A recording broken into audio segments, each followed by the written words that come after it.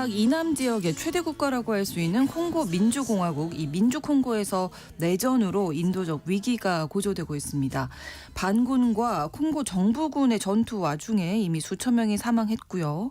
또 사람들은 기아와 전염병, 난민 위기에 무방비로 노출된 상황인데요. 지금 현재 상황 그리고 그 배경에 대해서 한겨레 신문 정의길 선임 기자와 함께 이야기 나눠보겠습니다. 어서 오십시오. 안녕하세요. 네, 일단 그 콩고 민주공화국과 콩고 공화국이 다른 나라인 거죠? 그렇습니다. 우리가 지금 말하고자 하는 나라는 콩고 민주공화국입니다. 네. 아프리카 남쪽 동쪽에 있는 아주 큰 나라입니다. 국토가 우리나라의 한 10배 정도 거의 되는. 네. 그리고 인구가 1억 명이 넘고 보통 콩고라 하면 이 나라를 지칭하고요. 그렇군요. 이 콩고 민주공화국 북쪽에 조그만하게 접경하고 있는 콩고 공화국이 있습니다. 네. 수도가 브라자빌이라서 보통 브라자빌 콩고라고 합니다. 그리고 그렇군요. 우리가 말하는 지금 콩고는 수도가 킨샤사라서 보통 킨샤사 콩고 이렇게 부르기도 합니다. 네. 지금 저희가 오늘 얘기하고자 하는 나라는 콩고 민주공화국. 네. 좀 잘 구분해서 알아두셔야 될 것 같고요. 자, 이 킨샤사 콩고에서 무슨 일이 벌어지고 있는 건가요? 현재 내전이 벌어지고 있죠. 근데 그 내전의 뿌리는 1994년 르완다 대학살에 있습니다.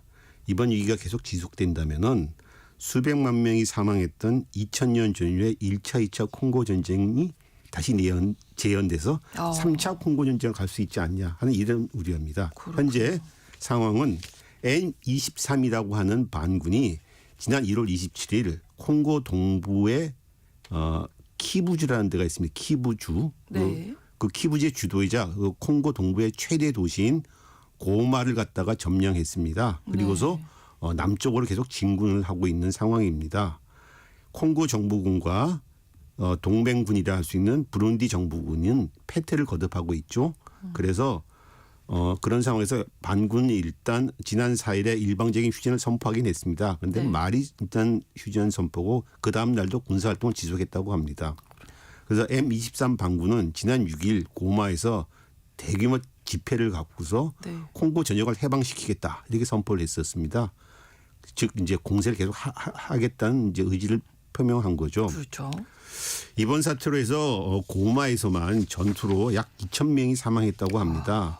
시신을 제대로 수습하지 못해서 전염병이 나돌고 있고 시신 매장에 급급하고 있는 상황입니다. 그래서 주민들은 기아와 전염병에 시달리고 있고 또 국제형사재판소는 이번 분쟁으로 집단 성폭행, 성노예 사태가 빈발하고 있다 이렇게 보고했습니다. 이번 사태는 서방의 식민 지배에 뿌리를 둔 종족 등 정체성 분쟁, 자원 등 이권 분쟁, 주변 외세의 개입 등 전형적인 아프리카 분쟁의 양상을 드러내고 있다고 합니다. 그렇군요. 이 M23 반군 어떤 세력인지 그리고 왜 이런 사태를 일으킨 건지 궁금합니다. 네, M23 반군은 앞서 말한 대로 지난 1994년 르완다 대학살에서 기원된 단체입니다. 그 당시 르완다에서 다수 후투족이 투치족을 대량 학살했습니다. 한 100만 명이 죽었다고도 합니다. 그래서 이 대학살에 가담했던 후투족 일부가 콩고로 도망을 쳤습니다. 그래서 그 콩고 내에 르완다 민족 해방 민주군이라는 것을 결성했습니다. 그러자 콩고 내에 있던 투치족도 이에 대응해서 반군을 결성했고 현재 M23 반군으로 이어지고 있는 것입니다. 투치족이네요. 그러면. 그러니까 M23은 투치족으로 중심으로 구성된 반군입니다. M23은 그 뜻은 3월 23일을 뜻합니다. 영화의 3월 마치 M을 따와서 M23이라고 합니다. 3월 23일이 그럼 또 어떤 의미가 있는지. 지난 2009년 3월 23일에 콩고 정부와 이 투치족 반군 사이에서 평화협정을 맺었습니다. 그래서 콩고 정부가 앞으로 투치족을 갖다가 콩고 정부와 군에 포용하겠다 이렇게 협정을 맺었습니다. 그런데 협정이 지켜지지 않았습니다. 그래서 투치족들이 2012년에 다시 공세를 콩고 혁명군이라는 걸 결성해서 이 콩고 혁명군이 지금 말하는 M23입니다. 다른 말로 콩고 혁명군이라고 하는데 공세를 펼쳐서 한때 고마를 점령했고 그때부터는 M23이라고 불리게 됐습니다. 근데 이 M23이 한동안 잠잠하다가 2022년부터 다시 군사 활동을 재개했고 그해 말에 고마에 접근했다가 최근 사태까지 이어져서 결국 고마를 점령하면서 더 공세를 확장하고 있는 거죠. 그렇군요. 콩고에서 일어난 일인데 이제 르완다에서부터 시작하는 거잖아요. 그렇죠. 르완다에 있던 어떻게 이렇게 우리가 연결이 되는 건지 과거 상황을 다시 한번 이거 좀 과거 상황 알아야지 현재 상황을 이해할 수가 그렇죠. 있습니다. 예. 1994년 4월 7일부터 7월 19일 한 석 달간 사이에 르완다에서 대대적인 해악살이 벌어졌습니다. 네. 당시 르완다의 다수 종족인 후투족의 민병대가 네. 소수민족인 투치족 및 온곤 후투족, 그리고 트와족 다른 종족들을 집단 학살했습니다. 네. 현재 르완다 헌법에는 당시에 100만 명이 학살했다라고 명기되어 있는데 학자들의 분석에 따르면 적어도 50만 명, 많으면 한 80만 명이 될 거라고 합니다. 사망자 대부분이 투치족입니다. 여성 한 30만 명 정도도 집단 성폭행을 당했습니다. 네. 이 대학살은 르완다를 식민 지배했던 독일과 벨기에 이런 식민 당국 때부터 심어진 두 종족 사이의 갈등과 증오, 그리고 경제적 이해 이런 것이 폭발하면서 일어났습니다. 네. 유럽 식민 당국은 이 소수인 투치족들을 동원해서 다수의 후투족을 지배하는 이른바 디바이 앤드 룰, 그러니까 분할 지배 정책을 펼쳤습니다. 네. 소수인 투치족이 인종적으로 우월하다, 뭐 이런 이제 믿음을 심어주고 있고 후투족이 열등하다. 그래서 후투족은 열등감과 차별과 대우를 받아왔죠. 네. 그런데 벨기에가 1962년 르완다를 독립시키기 직전에는 또 반대로 후투족을 동원해가지고 네. 투치족을 갖다가 또 지배한 이런 방식을 썼었습니다. 그러니까 서로 두 종족 사이에 경쟁을 시킨 거죠. 네. 어쨌든 르완다 독립 후에는 후투족이 다수니까는 후투족이 이제 통치를 하면서 투치족을 갖다가 억압하고 차별했습니다. 그렇겠네요. 네. 그래서 변방으로 밀려던 투치족들이 인근 우간도로 넘어가서 1990년대에 르완다 애국전선이라는 걸 결성하고서 다시 르완다로 침공했습니다. 그래서 내전을 벌였습니다. 그래서 1993년에 임시평화협정을 맺어서 내전이 그쳤는데 네. 그 다음해인 1994년에 후투족 대통령이 갑자기 암살을 당했습니다. 그러니까 여기에 격분했던 후투족 극단 세력들이 네. 투치족 대학살을 시작한 거죠. 그러면서 약 이제 뭐 100만 명이니 80만 명이나 되는 대학살 사태가 벌어진 겁니다. 예. 이 학살은 당시 그 투치족의 르완다 애국전선이 결국은 다시 군사활동을 재개해서 네. 후투족 정부를 완전히 타도시킬 때까지 계속됐습니다. 그래서 후투족 정부가 완전히 무너지고 나서야 결국 학살이 멈추게 됐습니다. 네, 오랜 역사적으로 오랜 그 갈등이 있었던 그러니까 건데. 그때 학살이 가담했던 후투족들이 네. 콩고로 도망갔었고 이를 쫓아서 투치족들이 다시 또 다시 콩고. 들어가서 서로 이제 내전을 벌이고 있는 거죠. 콩고에서 다투고 있는 거죠. 후투족, 투치족이 르완다에서만 살고 있는 것이 아니라 네. 르완다 중심으로 해서 그 주변 국가에 다 살고 있습니다. 그러니까 그 주변 국가에 살고 있는 후투, 투치족들이 서로 엮여버린 거죠, 다. 그렇군요. 그래서 콩고가 개입할 수밖에 없었던 거네요. 그렇지. 콩고가 개입된 거죠. 그 사태에. 예. 예. 아프리카 세계 대전으로도 네, 그렇죠. 예, 불린다고요. 예. 그래서 그 르완다에 이제 투치족 정권이 들었으니까 앞서 말한 대로 보복을 두려워한 후투족들이 네. 당시 자이르였던 콩고, 지금 우리가 말하는 콩고 민주공화국으로 도망을 쳤습니다. 네. 그러니까 이에 르완다 투치족 정부가 콩고에 살던 투치족과 합세해서 이제 콩고에 개입을 한 거죠. 네. 그래서 그 여파는 2년 뒤인 1994년 10월 1차 콩고 전쟁을 시작으로 2차 콩고 전쟁, 4년 뒤엔 2차 콩고 전쟁까지 이어졌습니다. 네. 이 전쟁을 갖다가 아프리카의 세계대전이라고 합니다. 주변에 여러 국가들이 개입을 해서 참전을 했었고 네. 그래서 콩고에서 정권 교체가 일어난 등 사하라 이남 아프리카 전역에 큰 정세에 영향을 미쳤습니다. 이제 지금은 이제 3차 대전 전쟁 콩고 전쟁까지 얘기가 갈 될 수 정도로 있지 않냐 지금 그런 네. 우려가 나오는 거죠. 아프리카 세계 대전 좀 구체적으로 설명해 주시면요. 아프리카 세계대전 이제 방금 얘기한 대로 콩고에서 벌어졌는데 네. 콩고는 원래 벨기에의 레오폴드 2세라고 하는 국왕이 개인 식민지, 개인 사유지로 통치하던 식민지였었습니다. 네. 이게 사실 말이 안 되는 소리인데 그러게요. 그 벨기에 정부가 산 것이 이건 그냥 내 개인 영지하면서 예. 통치를 했습니다. 얼마나 잔인하게 통치를 했냐면은 고무나무 원주민들한테 고무나무 채취를 갖다가 시켜서 수확량을 채우지 못한 팔을 잘라버리고 그걸 팔을 사진 찍어서 이렇게 막 보여주는 이런 잔인한 통치를 했었습니다. 그래서 이런 만행이 결국 드러나가지고 예. 레오폴드 2세가 이제 영지를 내놓고 벨기에 정부의 공식 식민지로 바뀌었습니다. 레오폴드 있을 때 약 1천만 명이 학살됐다는 조사도 있습니다. 뭐 고무나무 외에 코발트, 금, 주석, 알루미늄 등 자원이 풍부했기 때문에 착취가 더욱 가혹했습니다. 1960년에 콩고는 독립을 했는데요. 네. 당시 아프리카에서 냉전의 최전선이 됐습니다.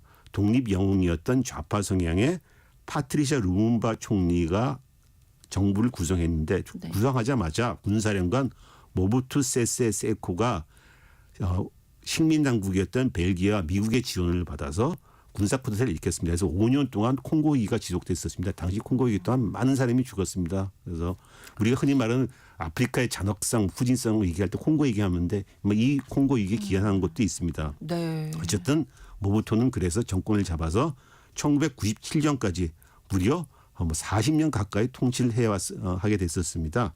통치를 이어갔는데 네. 그러면서 그 와중에 국호를 자유로 바꿨습니다. 그런데 모부투 정권은 1990년대 들어서부터 그가 고령이 되고 부정부패로 이미 통치불능 상태에 빠졌습니다. 또 하나는 1990년대 냉전이 끝나면서 미국과 소련의 지원이 끊어진 것도 이유가 있습니다.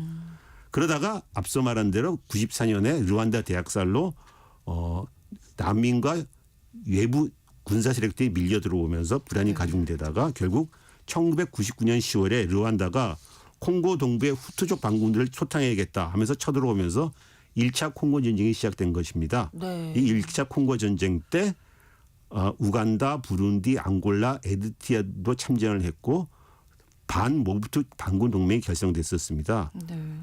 주로 수상군의 지원을 받던 모부투 정권은 결국 패퇴해서 반군 동맹을 이끌던 로랭 데지라 카빌라가 1997년에 정권을 잡았습니다. 콩고에서 정권 교체가 일어나면서 1차 콩고전이 끝난 거죠. 네. 그리고 이제 2차 전쟁 2차 전쟁으로 또 이어지는 이어집니다. 거죠. 예. 네. 정권을 잡은 카빌라가 자기를 지원해줬던 르완다나 우간다에 대해 등을 돌려버리자 이제 1998년 8월에 2차 전쟁이 시작됐습니다. 이번에는 더 많은 국가들이 참전했습니다. 네. 주변에 9개 국가 그리고 약 25개 무장단체가 참전을 했습니다. 그래서 5년 만인 2003년에 과도정부가 구성되면 전쟁이 끝났습니다. 네. 전쟁 동안 약 300만에서 540만 명이 죽었다고 합니다. 어마어마하게 죽은 거죠. 그냥 이건 네. 너무 안타까운. 네. 그리고 또 지금 내전이 벌어지는 콩고 동부에 고질적인 분쟁을 심어놨습니다. 그 이유는 그 전쟁이나 그 이후 전쟁이나 코발트, 주석, 텅스텐, 금이라는 이른바 4대 분쟁 광물이 이 동부에 풍부하게 묻혀있기 때문입니다. 이 광물 자원을 확보하려고 사실상 주변에 있는 9개 국가들도 참전을 하고 서로 치고받고 싸운 거죠. 그러면 지금 M23 이 반군 사태도 이런 광물 자원을 노린 거다 이렇게 봐야 그런 측면이 되겠네요. 있습니다. 콩고에는 현재 약 24조 달러로 추정되는 광물 자원이 있습니다. 네. 앞서 말한 대로 그 4대 분쟁 작물 외에 다른 히토리들도 많이 묻혀 있습니다. 토류 중요하죠. 요즘 이제 요즘에. 전자제품 만드는데 필수품이죠. 네네. 그 콩고 전쟁 동안 르완다, 우간다, 부룬디가 이 콩고 광물 밀교역해서 큰 이득을 얻었고 네. 앙골라, 중앙아프리카 공화국, 브라자빌, 콩고, 남수단, 짐바브웨, 잠비아도 이 물모역과 재련에 관여를 했습니다. 그래서 다시 이득을 얻었고 네. 이들 국가들이 지금 콩고 내전에 전쟁에 참전했던 국가들입니다. 9개 국가들. 네. 콩고 동부엔 현재에도 강대국이나 주변 국가의 지원을 받는 대형 대리 무장 단체부터 자발적인 현지 소규모 단체까지 약 120개 무장 단체들이 난립하고 있습니다. 그중 하나가 M23인데 아주 힘이 센 반군 단체죠.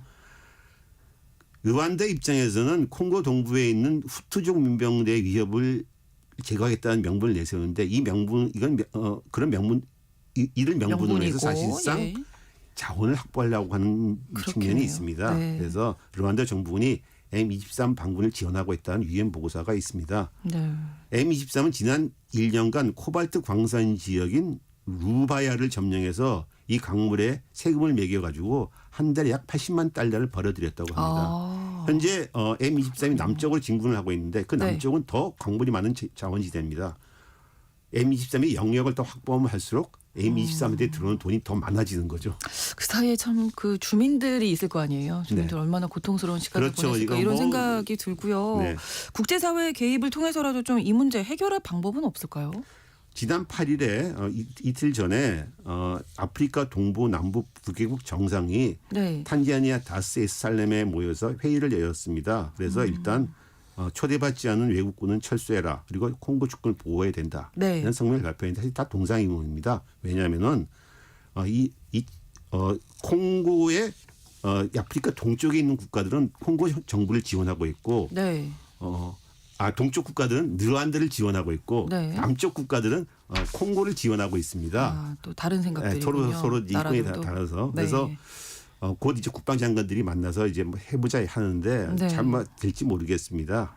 어쨌든 이 M23 사태는 이 종족 자원 이런 외세 개입 아프리카 분쟁이 전형적으로 드러나고 있고 네. 지금 M23이 영역을 확보하면 할수록 주변 국가는 가만히 있지 않을 것이고 그렇겠죠. 그렇게 되면은 앞서 말한 대로 3차 콩고 전쟁이 발발하는 것이 아니냐 이런 우려가 커지고 있습니다. 네. 쉽게 끝나지는 않을 네. 것 같다. 이런 얘기네요. 글로벌 이슈에서 오늘 콩고 민주공화국의 내전 상황 그리고 그 배경까지 알아봤습니다. 한겨레 신문 정의길 선임기자와 함께했습니다. 고맙습니다. 감사합니다. KBS 라디오 신성원의 오늘 세계는 내일 다시 뵙겠습니다. 고맙습니다.